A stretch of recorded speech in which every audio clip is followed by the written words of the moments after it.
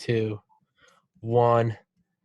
Recording episode 269 with my buddy, Laura Shepard, who used to talk. She and I used to, we would get super drunk and then we would sit outside and we would talk about like the benefits of like fish oil and how we're on a rock floating through space. Yeah. And how everyone else is like, let's go to the bar. And we were like, wait, so if we're just living today and we're nothing but atoms, and how are we even conscious of what are we doing? We just sit there and be like, I can't take it anymore. We couldn't take it. It was too much. And It's too much. I vividly remember you saying one time, we were talking, and I remember you looked at me and you just go, if we really are just made of atoms, you go, what does anything matter? That was 11 years ago. Yeah. I still think about that almost every day. That's really funny. I don't remember I don't, that, but I've said that many times. Well, and I still haven't figured it out. dude, I don't know either. I still can't figure it out. No. And I don't think I can. But for everybody listening that doesn't, because obviously I know you, but introduce yourself for everybody. And it can just be, hey, I'm Laura. It doesn't need to be anything. It can be whatever. Hey, I'm Laura. That's it. No, I'm kidding. Okay. No, I'm Laura. I'm Tommy's friend. I'm a writer. I worked at a space center for a while, which I think Tommy likes. I act. I do advocacy work. I've done a lot of different things, and none of it really goes together or makes sense. And I never know how to introduce myself, but that was it. Who gives a shit? It's awesome. It's just do it. Yeah, I was like, because you do stand up comedy, you write, you act, you make videos, and you just also work at NASA. And it's yeah, it's the same thing. And people ask me, they're like, "What do you do?" I'm like, "Well, I got into medical school, and then one thing led to another, and now I have a podcast." And they're like, "What happened in between?" I'm like, "A lot of psychedelics, and fuck, I don't know. It was kind of a blur for 7 years." Yeah, but it's not about. Yeah, who cares, man? I was gonna say it's not about the destination. I'm not really someone who spits out that Just the cliches, just the Hallmark cards. I spit that out. I'm kidding when I say that. I promise. I don't know. You might be right. It might be the destiny. I'm not going to sit here and say that it's about the journey because it's so cheesy when people say that. Sure. Do I agree with it? Sure. Yeah. The journey's important, but at the same time, like, I don't know, when you're driving somewhere, like, I'm certainly not like, it's about the drive. I'm like, I can't wait to go to the fucking hotel and start pre-gaming. Like, yeah, it's not. You know what? It's about both. Yeah. Yeah. Well, you were like my inspiration early on because it was like freshman year, and I did 2 years at Valdosta and then transferred to the University of Georgia. But you did like 1 year, and I remember like you and I were sitting in Palms like eating, and you were like, I think I'm gonna go to Georgia. And I was like, what? Because I had been thinking about it. And you're like, I mean, it's fun here, but you're like, I want to do more with my life. And so I'm just going to leave. And I was like, it was so like matter of fact. I was like, that's so like cold. And it inspired me to be like, I have a lot of friends here, but I'm not staying in Valdosta. And so I transferred to UGA too. I was like, fuck this place. But you were just like, I had fun. Bye. I was like, fuck yeah. Yeah. Well, that's so. I love that you were there too. You did it as well. Yeah, I couldn't. No, I was done after a year. Valdosta. Bye. Yeah, it was peace out. But also, I love Valdosta. I don't love Valdosta. I love my memories from Valdosta. Very good point. Yeah. I loved like the small group of friends, and I loved the memories. I don't love the systemic racism of that backwards ass place. We hate all of that. We hate everything about Valdosta. We hate the fraternities. Fuck that place. All of it. We hated all of it. I remember when I drove away from it, I like was looking at whatever fast food restaurant is right off the exit. Is it like Arby's or something? I don't know. Yeah. I just remember pulling out and being like, I will never come here again. And I was just like, that's like, I just knew, like, and it was just like, I guess the first time in my life where I realized, like, wow, this is actually like, it's never again will I return to this place, and this is it, you know. And I don't care. and I don't care. I'm glad. Yeah. And I hold the memories very dear, and I learned a lot there. Sure. About a lot of things. Yeah. I'm not necessarily saying I learned it all in class. I meant Yeah. like a lot about life, Yeah. Yeah. But yeah, I remember very clearly being like, my time here is done. Yeah. Yeah. It's like, it's a relationship. It was a relationship, and it was time to break up. And it was like, I learned a lot about myself, but I'm blocking this number, and Yeah. I'm gone. Yeah. I remember when I left, like leaving in a U-Haul, and I was like, I'm gonna come back and visit. And then I came back like that fall, like 2 months later. And when I left that time, I was like, I'm never coming back here again. I was like, fuck this place. I was like, fuck this hellhole. But Good. Yeah. dude, yeah, so what we were talking about right before we started recording, and if you can't tell, there's absolutely no structure to this podcast. Nothing matters. It's just bullshit. You can go in 5 minutes, you can be like, Tommy, I'm going to dip out. Or in 5 hours, you can be like, I'm going to dip out. It doesn't fucking matter. What about 5 days? Yeah, 5. Oh, fuck. I just got my bluff called. Yeah. I don't normally say that to people because they're always like, well, I'm not going to do 5 hours. you just looked me dead in the eyes. Like, what about 5 days? Fuck. I don't know, man. Is it like squatters' rights? Like, do I leave and it's just your podcast now? But why don't you start a podcast? Because you are legitimately one of the most interesting people I've ever met in my life. Like, no bullshit. Like, it's like you are. Thanks. I don't know why you don't start a podcast. Like, why not just? Well, I don't know if you're aware, but this is my podcast that you're on right now. Fuck. And I'm interviewing you. Oh my God. Yeah. Hey guys, I'm Tommy. I've known Laura for quite a while now. But dude, you could. I gotta start one. You're right. Absolutely. This podcast is about nothing, Laura. Okay, so I listened to it. I was listening to a few episodes, and there seems to be a big space theme going on, right? Definitely a lot of UFOs in it. I have on a sweatshirt I made about. Yeah, I made it. There's a UFO, or that's an alien, and that's the newspaper from 1947 when the flying saucer crashed at Roswell. We got Bob Lazar, the guy that was on Joe Rogan, that supposedly worked on. Yeah, it's like blueprints and shit, and it's cool. Yeah, it's got an alien on the side. Wait, how did you make it? I taught myself graphic design. Oh, cool. And then but I never liked actually doing anything like specific with it. So I only made shit I wanted to. So I just remember I was listening to Bob Lazar and Joe Rogan last year. And I was like, I want to make a Bob Lazar design. I don't know what it's going to be.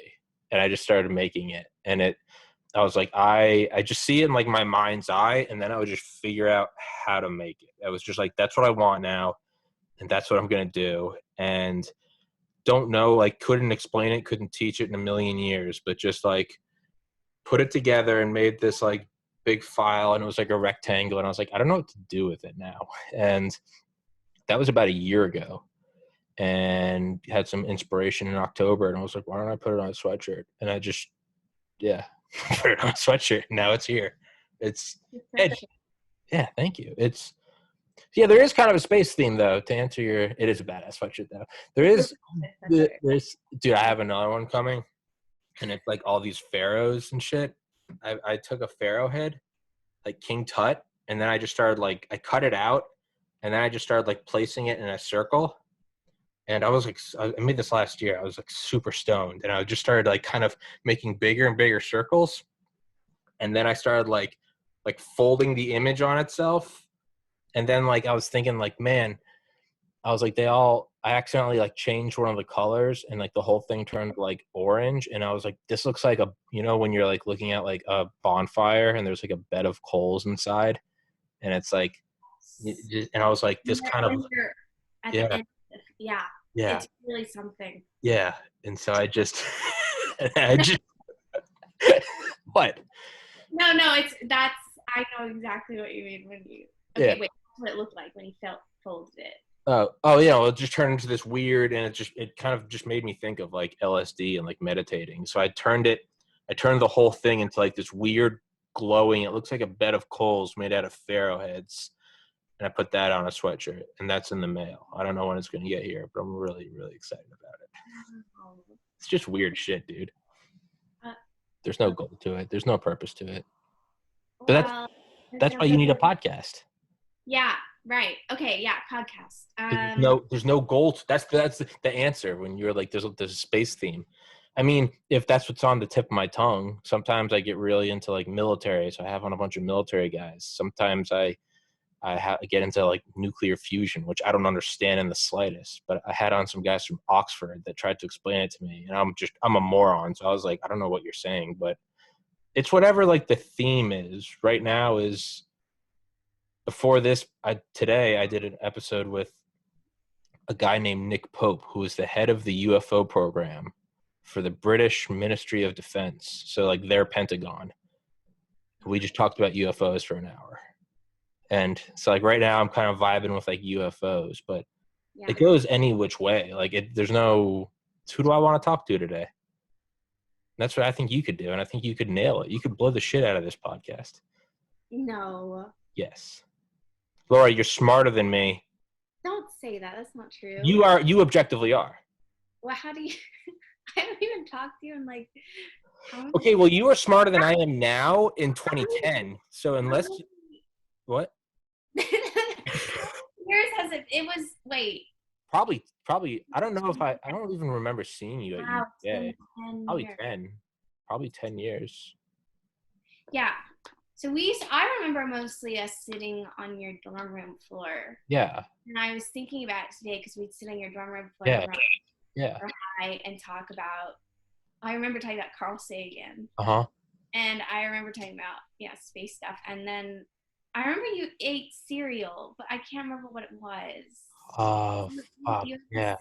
Cereal you were always eating. Yeah. I remember because I used to steal it from Chris Poole, who lived in the frat house. He was like a couple years older than us. Oh, fuck, yeah. Whatever it was, I remember I put on like 30 pounds my freshman year because I'd get drunk and I'd eat like all a box of that. Yeah, okay. Well, thinking about it because it was bothering me too. I couldn't remember. Yeah, it was like honey crunch. It was like crunch honey. I don't know what it was. Just sugar. It was just processed sugar and corn syrup and just, I would eat that. I remember I'd put that in like a cup with like peanut butter and I would eat that. Like a healthy person. Yeah. That was 10 fucking years ago. Sorry, I keep derailing the conversation. To derail implies that there is a rail or like a cross or like a tracks. There's nothing. It's whatever you want. It does not matter. Okay. It absolutely does not matter. Cool. So, when are you starting a podcast? Okay. Yeah, my podcast. It comes out tomorrow. Wait, really? No. Oh, I was like, shit, I'm so excited. Yeah, I should start one. I really should. I guess, yeah. Just do it. Yeah, I just will. Yeah, no, I've thought about it for a long time. I just, yeah. So now is when I start it. Just start now. Just I thought about it starting in like 2015. I was like, I should start a podcast. And then I kept saying that to myself for 5 years. And I was like, well, this isn't doing anything, just saying it. It's like that loose, like I should lose weight. And then you're kind of proud of yourself for saying it. So you like pat yourself on the back, but you have no intentions to do it. Yeah. I started about a year ago and was just like, what if I just have on friends and just talk to people? Yeah. And now it's here. That's awesome. That's super cool. Yeah. Someone told me recently I should is not a plan. I'm trying not to say that as much. That also is not a plan. I'm trying not to. You have to say I'm not saying that as much. You see what I mean? Yeah. Oh, shit. I'm getting feedback. Hello? No, I think it stopped. Yeah, it's like that thing. It's like, don't say I don't have time for, say it's not a priority.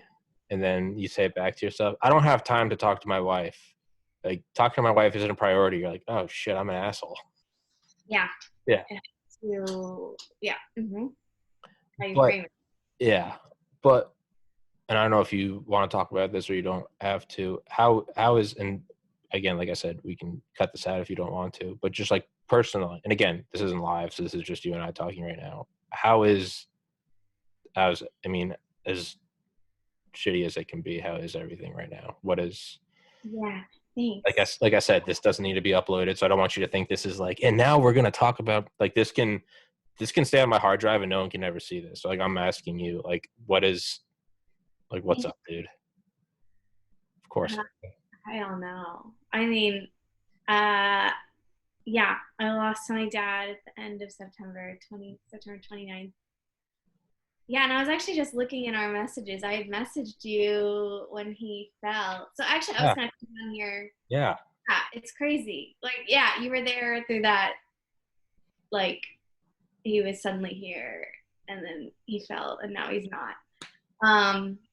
So yeah, I don't know if I told you. I actually was gonna move back to Atlanta anyway because I was living in New York for the past 5 years, and the pandemic like screwed up everything, and my roommates lost their jobs, and then it was just nonstop like chaos, and I was so overwhelmed, and I was ready to like leave for a while. But I also didn't want to be one of those people that just like fled New York. So I didn't at first. But anyways, I finally got to a point where I was like, I'm gonna come back. Sorry, my dad's house phone is ringing, and it's driving me crazy. But it's always sales calls. You can go get it if you want. No, it's always sales calls, and it's just so annoying. I finally addressed it the other day. But yeah. So my dad, like I was going to move down here, and the plan was to stay with him for a few months while I found a place in Atlanta, because this where his house is like an hour outside of Atlanta in Covington, Georgia. And so I finally came down here. But right before I left, he fell. So I was gonna move here, and then he fell right before I was gonna leave for the drive, and he broke his femur.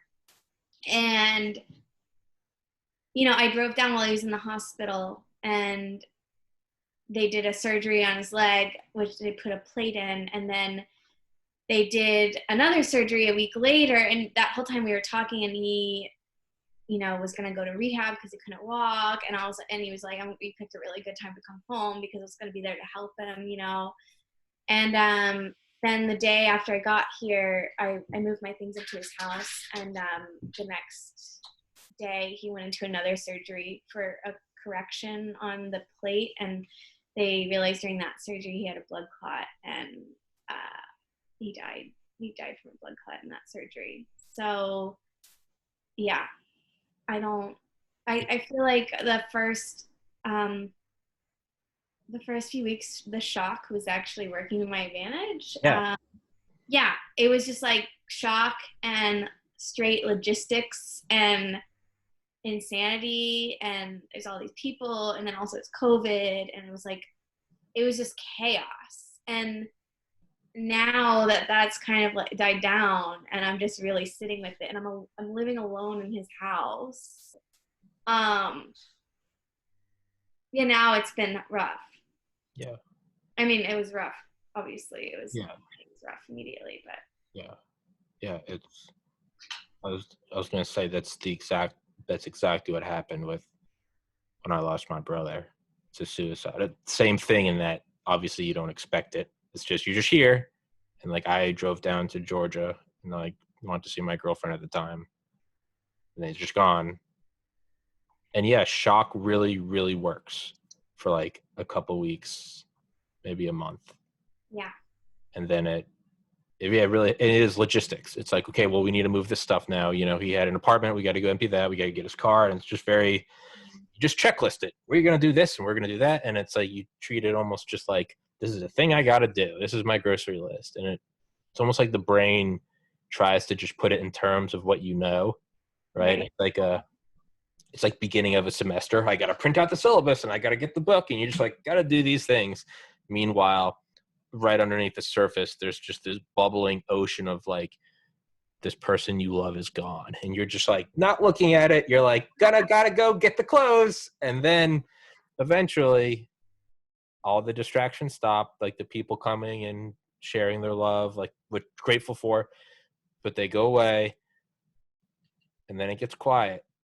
And then there is nothing to hide, and it's just like the beast just like comes out of the water, and it's just like, hey, and then it's just crying, screaming, punching shit, and then it goes away, and you're like, I got through it, and then like a couple days later, it comes back, and you're like, oh, this is a lot worse than I thought, and then it's, yeah. I mean, I can't even imagine, dude. It's this is the room that my brother attempted suicide in January 2014, and he moved home, and then one day left and successfully committed suicide. Not here, but he went somewhere. But this is the room that he lived in for, and like I don't even really think about it anymore. But I moved home to my parents' house in 2016 because I became suicidal and was like, I gotta get my life fixed, and did several years of therapy and therapy on FaceTime, which also was badass. Shout out to my doctor. But no, that was like 4.5 years of therapy. It stopped like this past summer, but like weekly therapy, sobriety. But yeah, I do remember the couple months when I first got home, I'm just kind of like looking at it now. I'm like, oh yeah, this is, and I'm not trying to turn this, sorry, I don't mean to be turning this into, this is my story, Laura. I'm trying to like. No, not all, Tommy. I'm so sorry. This whole No. time we're talking about this really sad, really heavy thing, and my dog is driving me fucking crazy. Do you hear her? I'm sorry. I was trying to tell a story, and you're telling. I'm like, do you hear her? She has her damn toy, and she's squeaking it. I think that's like. I think that's. She's like clawing at the door to go out, and I feel like I've seemed so distracted. No. Like It's such a dick. Beautiful. No, it's beautiful. That's the universe. That's the universe just laughing at us. It's like, hey, I know you're telling, you guys are exchanging these stories. Here's you can go get your dog, dude. I don't care. Do your thing. I gotta. Laura, I don't give a shit. Laura, it's been 6 years since my brother died. I'm fine. No, I'm so sorry. No, you're not. We're not. I'm really sorry. No. I'm so sorry. I'm telling you, Laura. It's been 6.5 years. I don't think I've actually like cried or been sad about it in probably like 2-3 years. So like it really is fine. I legitimately think that's hilarious. That's the universe. It's the universe just winking at us, like, right? Isn't that what Ram Dass always said? He was like, you try to get caught up in your drama, and like the universe is just like, come off it. Like, I know you're playing this game. Oh, my wife left me. Oh, and it's just, but the universe is just like, all right, get off of it. It's not serious. And here we are. We're like, oh, my dad. I'm like, oh, my brother. And there's just like squeaky toy. The universe is just geeking out. It's like, no, it's not serious. It's a squeaky toy. I'm just like, seriously, she's been so good all day. That's what's great. And she's going to get out the squeaky toy right this second. The thing is, I don't think that's an accident. I really don't. I've come to, I truly have. I mean, you like me. I mean, you and I are probably like the poster children for like scientific, like materialist view. It's all atoms. It's all, and just atheist. This isn't real. This is all just matter and energy. And I still don't know where I stand on religion. But I mean, in the years after my brother died, I really started to look at him more as like I think there's something there. Like I just had too many odd experiences. Yeah.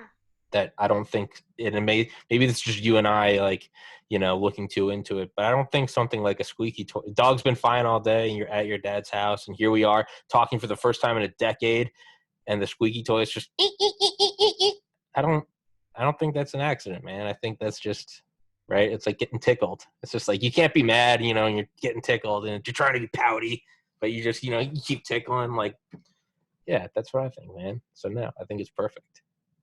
Yeah, it's funny you say this because it's like I don't know where I stand on religion either. I'm not a Christian. I was like very atheist, and then I was agnostic, and then I was atheist again, and now I'm agnostic again. It's just like whatever. I don't.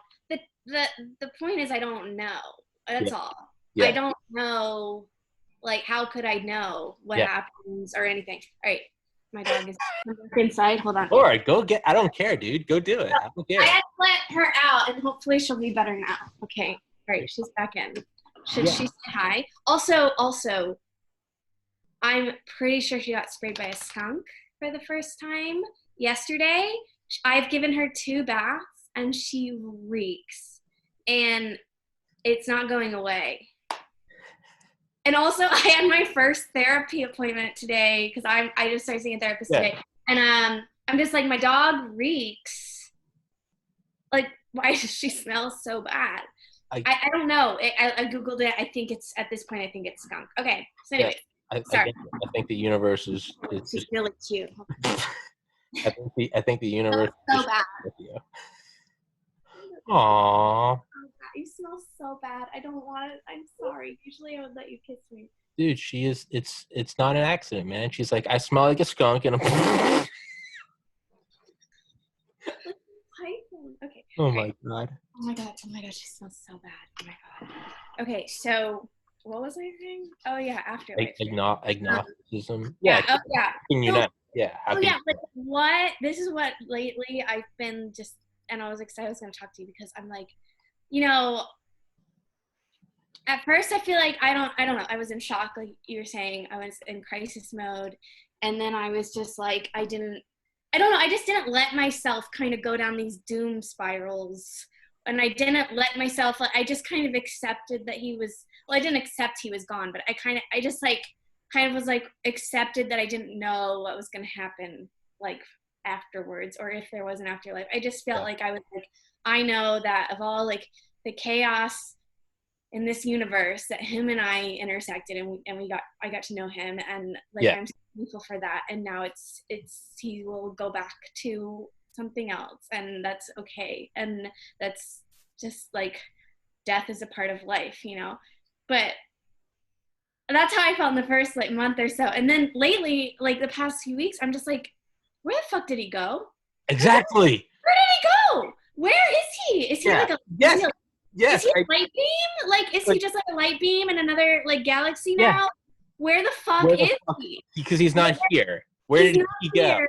He was here, and now he's not. Now he's not. And like, I know exactly what you're talking about. Where the fuck did he go? Yeah. Where the fuck did he go? That hit me too. That hit me too. Yeah. I don't know where. I don't know where he is. I go to his grave like every week. We buried him really close by, and I'm just like, I know his body's down there. Yeah. But I'm like, but where are you? Where the fuck are you? Yeah, where the fuck did you? I mean, my brother's cremated. He's downstairs. I mean, but it's like, okay, like I get that. We did that. We did the funeral. I have his initials tattooed, all that good stuff. But it's like, okay, like all bullshit aside, where the fuck are you? Yeah, seriously. Where'd you go? Where did he fucking go? Where did he fucking go? Yeah. I just like, I can't. It's just like, and also like you were saying, there have been too many things already that seem too weird for me not to believe in anything. There's been just too many little moments, like so many weird things. Like, for instance, I mean, this isn't even the weirdest one, but on the day that he died, like I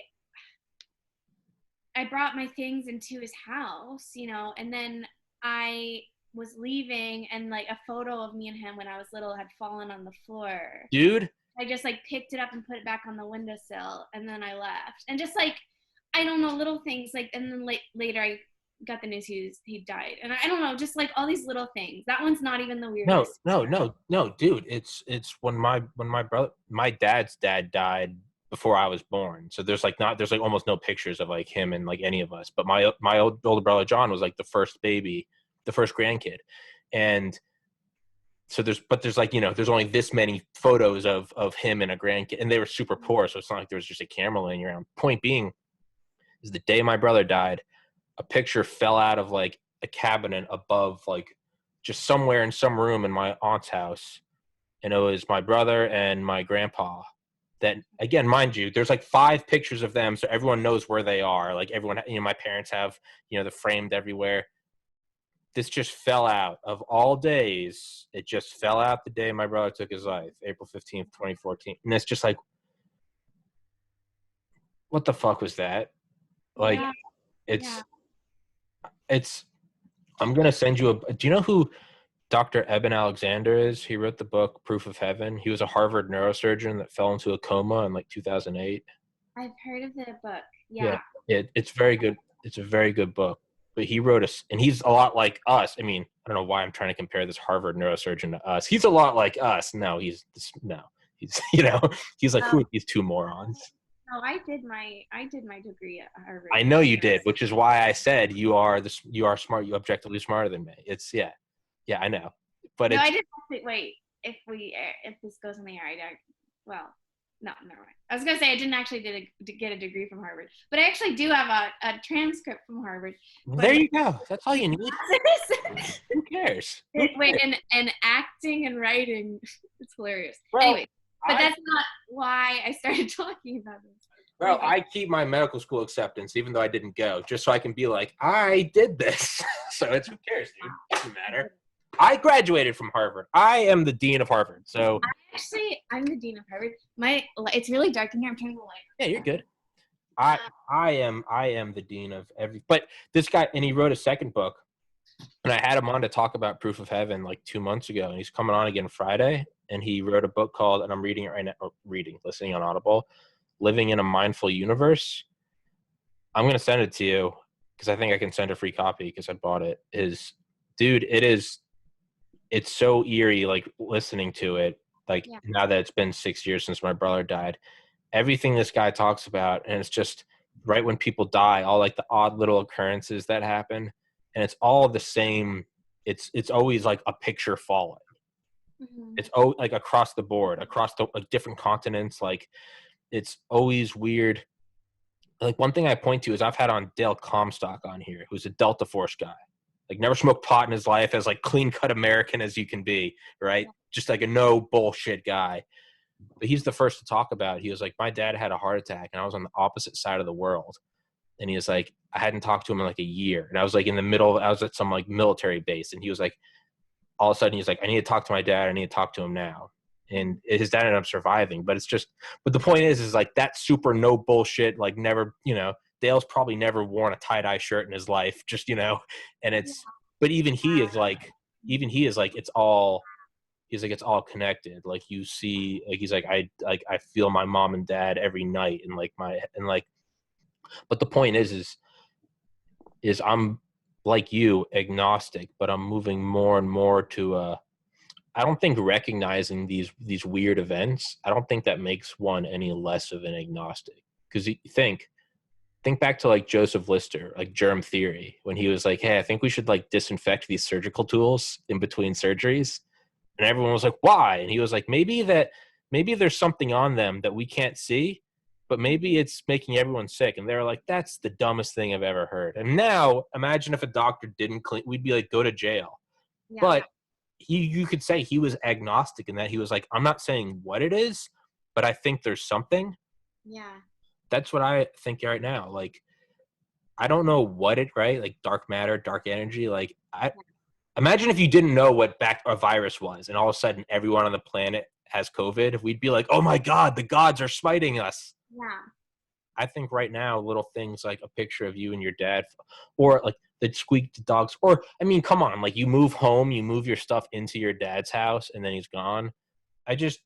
Oh my gosh. Seriously, there's been a bunch of Yes. Things. Tell them to me if you want to. I don't want to like pry. If you want to, you don't have to talk. I got my tears out during my therapy, but they might come again. You can cry here, dude. I don't give a shit. Laura, I cried on this podcast, episode 83, talking to a guy named John about my brother John, who started talking about like suicide and depression, and I started crying like a little bitch. All right, so I've already cried. I was the first to cry on this podcast, so you can do whatever now. Okay. I promise. Bitch number 2. Nice. So I'm kidding. What was I saying? Oh yeah. Yeah, no, there's like a lot of weird things. Like, I don't know, the day, so he fell on a Tuesday down his back stairs. And then actually he didn't call, like I didn't know until the next morning because he fell in the afternoon on Tuesday, and I think he didn't want to worry me, so he didn't call me right away. And then that night, that Tuesday night, I had this very weird dream where him and I were like having an argument. And then we were editing a Google Doc together. Like I was editing a Google Doc with my dad. And I just remember it being like vivid, and we were like disagreeing on like, have you ever edited a Google Doc? Yeah. And I was like, ugh, like no, like a backspace, and like he would like add a line. I don't know. And then the next morning, I found out he had fallen. He was in the hospital that night, and I was like, oh, that's so weird. Like I had a really weird dream about you. And then and then this is a crazy story, but I spent a month in Connecticut, like by accident, I lived with an 82-year-old man and a 75-year-old woman, and the 82-year-old was like this globe-trotting architect who was just like in the Peace Corps and did Fulbright, and like he got pepper sprayed at the 1968 DNC. He was just like this like really interesting 82-year-old man architect who built this beautiful home in Connecticut, and like I ended up there somehow for a month. Anyways, but like also there was this woman there too, and she told me, like she said to me right before I left, she was like, it's good you're going now, like you should go now, because with COVID, like you don't know if when you get there your family will still be there. It was so weird. Like she's like you don't know, like it's good you need to go now, because like you don't know if they're gonna still be there when you get there.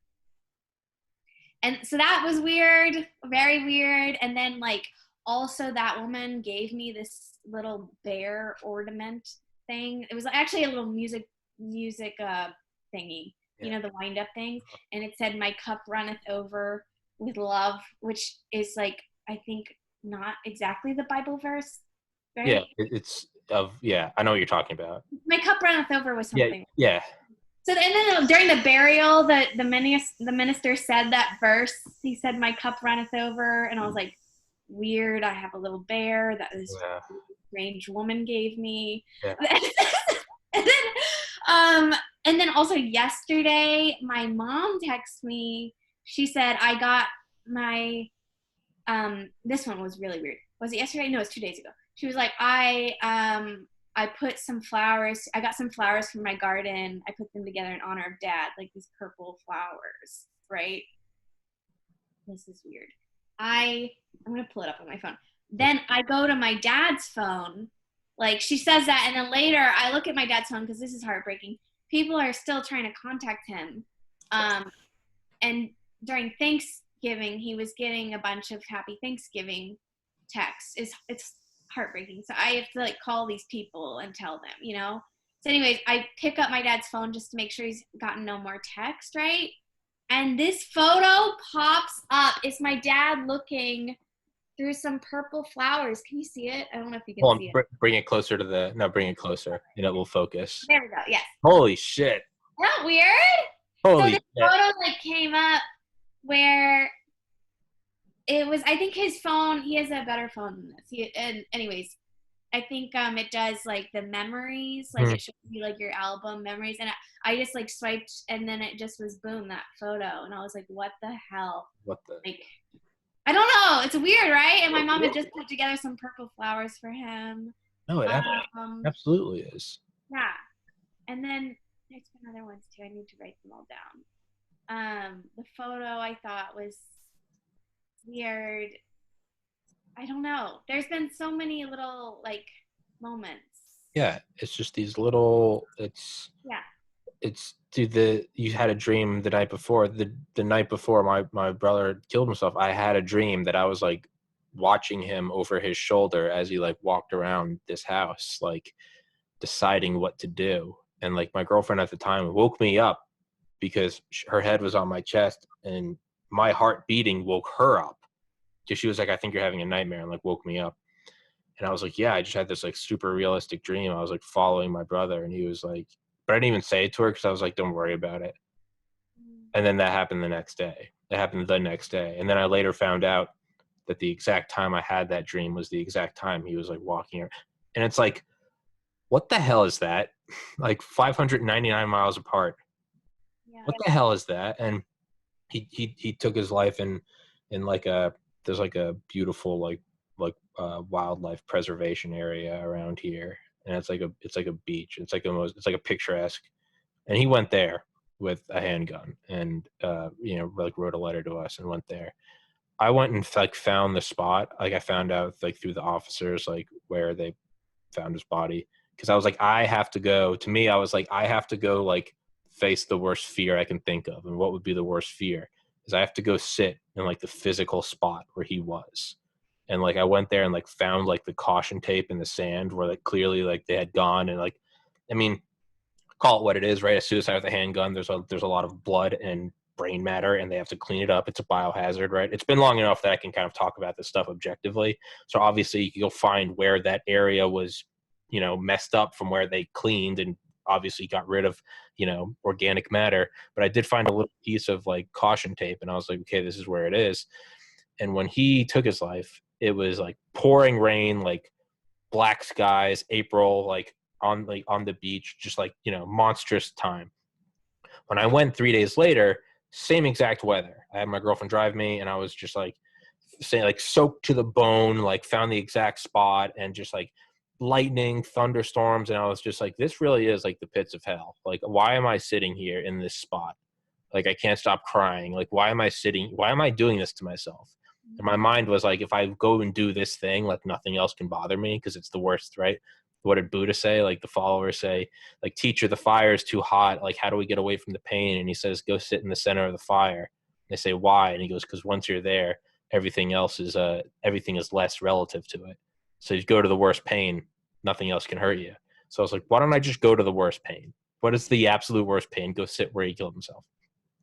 And I went there, and I was sitting there just soaked, lightning. And I swear to God, for like 10 seconds, it all like the Truman Show. Someone turned off the dial. I swear to the rain stopped, the wind stopped. And if I hadn't seen it in real life, I would say this is the cheesiest thing ever. But like sun came through the clouds onto the water for like 3 seconds. And then it was like someone just flipped the knob again. Clouds covered up, lightning, thunder, rain. And I just remember sitting there, and I was just like, are you fucking kidding me? And I was just like, what the hell, John? Like, what the hell? But that's what I mean. Is so like these things you're saying, like, no, like I know what you're talking about. They're very odd. Like they can't. That is so insane. So like the flowers or the picture or Yeah. Like I think the weirdest one, the fact that you ended up like let's just really in true Tommy and Laura fashion, like let's really examine what happened. You physically moved down the eastern seaboard with everything you owned into the place where he lives. Like what series of events, we can say like, oh, I moved down because I was looking for no, like what physically happened? You moved from New York, your body mass, all of your belongings. That is a physical mass that requires a lot of F equals ma, force equals mass times acceleration, requires a lot of newtons to move you down to where, not just Valdosta, not Atlanta, your dad's home. I mean, I don't know. Maybe it's my mind wanting to look for patterns where there aren't any. I agree. Like, come on. Agree. Especially because, I mean, this is just a really heartbreaking layer on top of this. Yeah. But my dad was not in good health, and that's part of why, if not the biggest reason why I was gonna come down here, is he had COPD and emphysema he smoked forever, and he wanted me to come home forever. Like he was trying to get me to move back to Atlanta the whole time I've been away, and which really breaks my heart now. But yeah, he was doing better, but with the pandemic, that's another reason I didn't come here. I was going to come earlier in the pandemic, but I was so worried because he was so high risk with COVID to his lungs. So I didn't want to risk exposing him. But then basically I was like living with these insane people in Connecticut, and I was like, I just gotta go. I gotta go. And I was like, I'll be really good. Like I will be super safe when I'm with my dad, so I don't expose him. But then, yeah, and also he was doing better. That was another really sad thing, is he, at one point, like for a while, he was so like sick, he couldn't go into work, so he's working from home. But then he had just started going back into the office before COVID happened because he was doing a lot better. He had like new medicine, new doctor, all these things. So he's finally, he's doing better. But I think there's this part of me that always stubbornly, I didn't want to come home because I felt like I was going to be taking care of my dad when I was relatively young, Yeah. So I felt like I'm going to go live my life. I'm going to go explore what I want to explore. And then when I need to be there for my dad, I will be there for my dad. Yeah. And I feel like I turned 30 this year. The pandemic happened. It's 2020. What the fuck is going on with this year? And then I finally was like living with these insane people in Connecticut. And I thought, it's time to go. Like, I cannot, I'm sorry. I actually have not talked about Connecticut to really anyone. It's insane. That's what it I'm sounds sorry. like. Yeah, Connecticut is this whole story and it's insane. Anyways, I lived with these insane people in Connecticut, and then and I know that's mean. No, people are crazy. No. They're not. They weren't just old. They're insane. Okay. Or So lived in Valdosta with you. People are insane. I know. Fucking crazy. Okay. So, anyways, like I finally was like, all right, I'm doing it. I'm gonna go be there for my dad. I'm gonna live close to him. I'm gonna find a place in Atlanta. I will live close to him. I will be near him. I'll be there when he needs me. And then boom, I get here and he's gone. And it's like, what? It's just like, what? Like, I just keep thinking, like, can we get a redo? Like, that wasn't, no, that's not how that was supposed to go. Like, what the hell? Like, what the hell? So, like, now I'm just, like, here, and I'm, like, driving around Atlanta and stuff, and I'm like, I'm here for my dad, but he's not here. Like, what? And then I'm just, like, also, I think a really hard thing for me has been, like you were saying, the beast comes out, is, like, I'm in his house. My dad fell on his back stairs, right? It's right there. Yeah. His house was exactly how he left it, right? Like, so his, like, toothbrush was on the sink, actually in the kitchen. I learned he brushed his teeth in the kitchen. Like, the paper towel that he, like, had put his coffee spoon on was there. Like, his house is how he left it. Yeah. And at first, like, I'm slowly, like, moving things. I slowly, like, took his deodorant off the sink and put it on the shelf.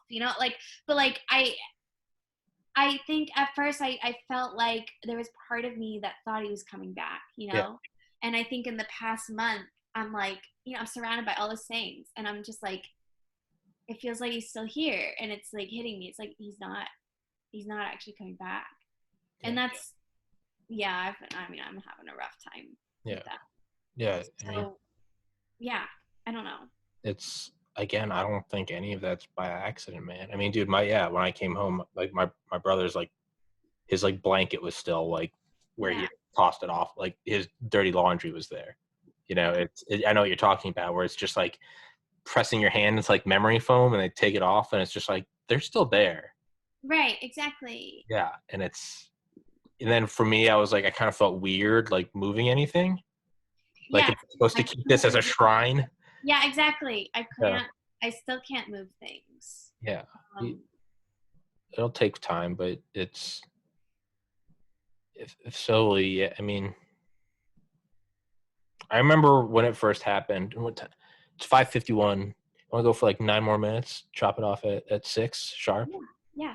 And you can come on a million more times, Laura. Okay, right. Yeah, okay. But it was like when he first died, I remember people who I had known that had, like, lost people were like, did it finally, like, hit you? And I was like, yeah, it finally hit me, and I think it went away. And they were like, that's cute. And I was like, what? And they're like, it comes in waves. And they're like, there will be a time where there'll be like 2 notable days. And the first one it'll be the first day you realize that you didn't think about something that was sad. And then they're like, and then, like, you'll start thinking about sad stuff again, but, like, you will have one day where you'll be like, well, why was today different? And you'll be like, I didn't cry today. And you'll be like, holy shit. And then the second one will be probably what happens to me now in 2020 is where now I look back when you were like, Tommy, I'm so sorry, my dog's squeaking. I just remember thinking, I was like, why are you sorry? And I realized, I was like, oh, because to someone else, this sounds like a personal thing. Like, I lost my brother. But, like, to me, it's like, it's done. Like, it's been so long. It's been 6.5 years. Like, I mean, it's been 2+ years, maybe 3 years since I've even, like, cried about it.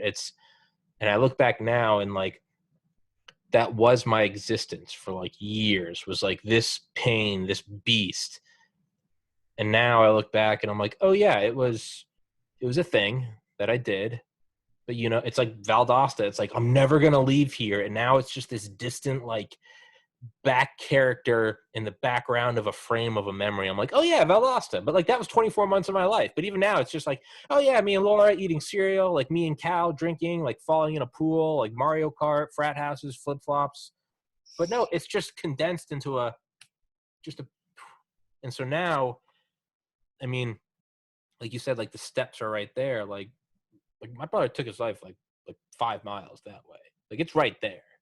And like it's still like when I drive out of the neighborhood, I think like I'm like, this is the exact drive he took.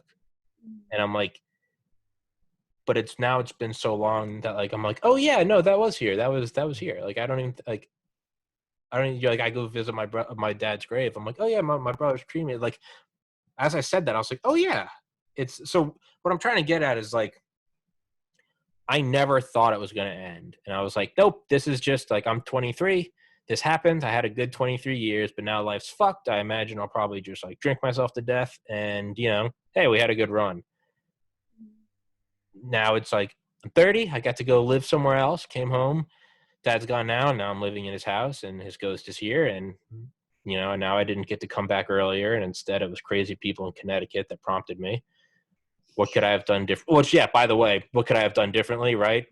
Like a couple, like really getting like a month before he did that, I got my tonsils out and I was on Vicodin every day, and I noticed some of them were missing, and I knew he was taking them, and I was really angry at him. I was like, bro, you can't be doing this. Like, you got to turn your life around. Like, you attempted suicide. Like, we can't be playing with this shit. And I got really angry at him, and I realized, I was like, you know what? I was like, I'm going to give you the silent treatment basically until you own up to it. And for like the last week I was home, he was like, do you want to watch a movie? And I was like, no. I was like, I just wouldn't talk to him. And then I drove down to Georgia and lost him to suicide. So like, I know what you're talking about. Like, what could I have done differently? Everyone says you couldn't have done anything differently. I'm like, no, I literally lived in the room next to him and he was trying to talk to me and I wouldn't talk to him and I would ignore his text. So I'm like, I know it. I know what you mean. Like, why didn't I move home earlier? And I know I'm just monologuing right now, but what I'm saying is like, I apples and oranges, but I really do understand like where you are right now. And one day you'll look back at this podcast and you'll probably like, you know, probably look at you and you'll be like, my poor child, but you'll be stronger for it. You'll be 36 and a half and you'll be like, fuck, you know, and not only that, and I hate to say it, my life has become immeasurably better since my brother passed. And I don't think it's since, I think it's because. Not first it got immeasurably worse. But I mean, Laura, I make money doing a podcast now. Like this is my job. Like I don't have to study. I talk to you. And we talk about rubber duckies and squeaky toys and skunks and people we love dying, and we can crack up and talk about fucking insane people in Connecticut while I'm showing off my UFO sweatshirt. The point is my life is better now than it ever has been, and it wouldn't have happened if I hadn't lost a sibling. So I think one day you'll look back and not only will you be stronger and your life will be better, you'll probably realize that, and I don't know, but I mean, I would imagine you'll probably realize like your life turned out in a way that could only happen if you lost your dad. And it's like a really hard pill to swallow because it's like, am I selfish? Am I a bad person now? My life's better because I lost a sibling. Like, what did I do? Did I sacrifice him to the God so I can have a better life? Like I'm not letting you talk. I'm just rambling. But the point is I think it's really helping me. Thank you. Okay. All right. Yeah. You're nowhere. Maybe you are. I don't know. You're still in the shit. You're probably going to be in the shit for a little while. But, and I know that's not like what you want to hear, but. No. I was saying thanks. Oh. I no, because you're saying for a little while, which means there's an end to the shit. Yes. There's, well, because I remember right when my brother died, people were like, life gets better, I promise. And I was like, stop saying that to me. Like, you don't know what I'm going through. And then finally I had a friend that lost their dad to suicide. He was like, hey, man, life's going to suck. And I know you think it sucks right now, but it hasn't even started yet. And he's like, and if you manage to survive it. And I was like, don't you mean when? He was like, no, if, because not everyone does. And I was like, fuck. And he was like, but if you do, it's like, it's golden pastures. And I was like, but that helped me the most, because there's this person that's like, I'm not going to sprinkle you with fairy dust. He's like, life sucks and you're just getting started. He's like, but if you can get through it, it's the Garden of Eden on the other side. And it is. My life is immeasurably better. Laura, I make a living doing podcasts. I'm saving up money, but I can finally move out of my fucking parents' house. And now I'll be making money doing podcasts, wearing UFO sweatshirts. Like, this is the apex. I make money doing what I want now. All right. Oh, great. That's awesome. What I mean is it went from hell to something I could never have imagined could actually be my life. And I can only imagine I don't think any of it's by accident. I really don't. Yeah, I'm agnostic, but I also don't think anything's an accident. I think this is playing out exactly how it was supposed to play out. And I really do. And I think you're too bright, intelligent, and funny and creative to let this stop you. I think it's going to suck for a while, but I think you're going to power the fuck through it like a champ. Thank you so much. Earlier I tried to give you a hug, but I realized it's a laptop, so cyber hugs. But there we go. We can hug. Don't actually hug me though, because I know you smell like a skunk. So, and this is a new sweatshirt. I smell like a skunk. It is. I can't tell you how bad it smells. I'm sure it's horrible. Wait. I was gonna say. Oh. Yeah. We have podcasts and what you were just saying about how people would tell you, oh, it gets better. I actually have been thinking about making a video, and maybe there's a podcast idea in there about like what not to say, or like what to say when someone dies, which will include what not to say. Yeah, I've been thinking about just making a video of like, look, I know you don't know what to say. Look, I was one of you once. I was one of you. I didn't know what to say when someone died. I've Googled it. I have Googled it. Like, I don't want to say anytime soon. I'm embarrassed. I've Googled, like, what do I say when someone dies? Yeah. Nobody knows what to say. Let me tell you what to say. And let me tell you what not to say. Like, it's just like, do it. And let me tell you what not to do. Don't say that. I know how you feel.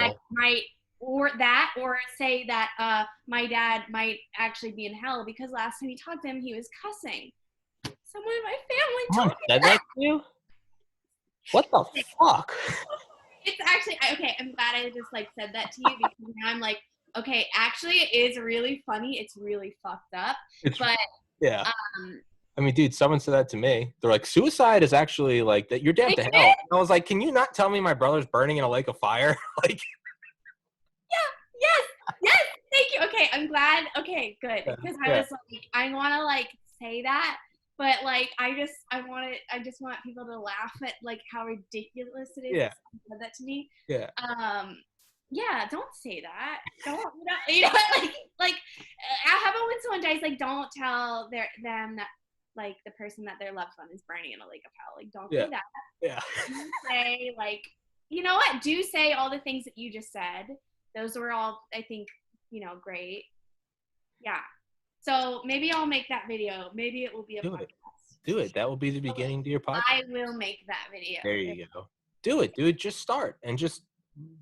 I mean, this podcast has helped me more with anything. Laura, I've lived here in Maryland since 2016. I don't know a soul. Starting this podcast last December, I was just like, man, I can just use this as an excuse to hang out with people and make friends. And it's now blossomed into like a form of like revenue. But dude, I literally just started as like, I just want to talk to friends. And they're like, what is it about? And I was like, I don't give a fuck. Just come on, let's chat. That's all it is, dude. So just start. Maybe your first video is that, what not to say to people who just lost someone. Yeah. Just start with that, man. If anyone could do it, it'd be you. So just, why not? Just start. Yeah. Like, why can't this be the catalyst to it? Just be like, my dad passed away and one thing led to another and I started this podcast. And in 5 years, you might be like, my life is fucking rocking. I live wherever the fuck I want. I just do a podcast from my phone. I'm Laura Shepard. Like, yeah, Joe Rogan hits me up, but I ghost him and be like, this wouldn't have happened if like I hadn't have lost my dad. Just go for it, dude. Do it, Laura. Just do it. Just do it. I promise. Yeah. I was going to say that I was in Harlem because I was going to see a therapist at Mount Sinai. medical school. And there's this like homeless guy walked up to me. He's like, "Hey man, do you have any money?" Like I didn't have anything. I was just thinking like I had John's like necklace like hanging on my like rearview mirror. And I was just like, I'm gonna like do something nice because I only had like a 20, and so I wasn't gonna give him anything. But I was like, fuck it, I'm just gonna like do this, like thinking about my brother. So I gave this homeless guy $20. He's like, "That's a cool necklace, man." And I was like, "Oh yeah, that was my brother's." He was like, "What happened?" I was like, "Oh, he passed away a couple years ago." He's like, "How?" I was like, "Suicide." And he goes, "Man, you know your brother's burning in hell." And I just thought, I was like, dude, one, I don't know you. Two, I just gave you $20 fucking. I was like, and there I was standing in Harlem, like graffiti everywhere, like worried my car is gonna get stolen. And this dude, and doe-eyed me is like, I'm gonna give this guy $20 and it's gonna be a signal of good. And he was like, "Yo, your brother's burning in hell." And I was like, dude, what the fuck? But I don't know, man. You gotta roll with those and just kind of laugh at it. Yeah. Yeah, that's how I had to deal with the person that did that to me. I'm not gonna. Yeah. She said she thinks that last time she talked to me he was cussing, and I said I think if you are judged, you are judged on merit. like what? If there's a God judging us on swears, then like, dude, I don't want to hang out with that God anyway. Like, I'll go to hell because I don't want to go to that heaven because that God sounds like an asshole. Fuck you all. Fuck you all. I'm out. Yeah. Peace. All right, then I'm going down there with him. Fuck you all. Yeah. See you. Yeah.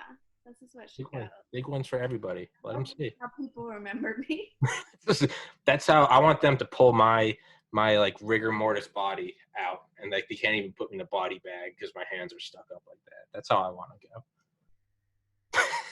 Yeah.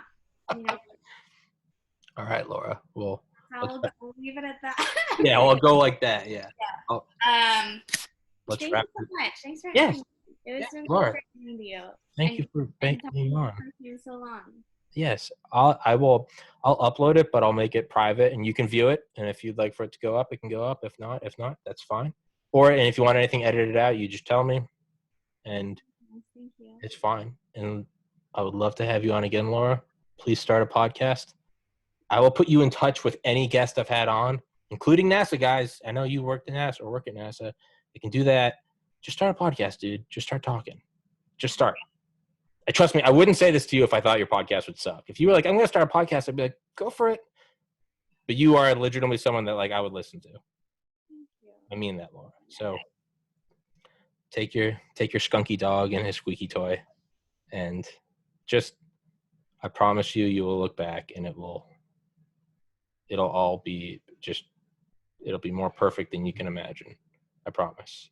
And in the meantime, I'm here for you. Thank you. I'm here for you too. Thank you. Cyber hugs. Again. All right, Laura.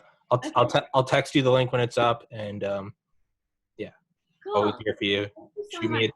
You text me, you call me, you need anything whatsoever. I'm here for you, Laura. Thank you so much. Thank you. You're the best. I'm really glad you had me on. Thank you so much. Thank you so much for coming on. Laura Shepard, everybody. My homie. Thank you so much, Laura. I'll see you. Okay, bye.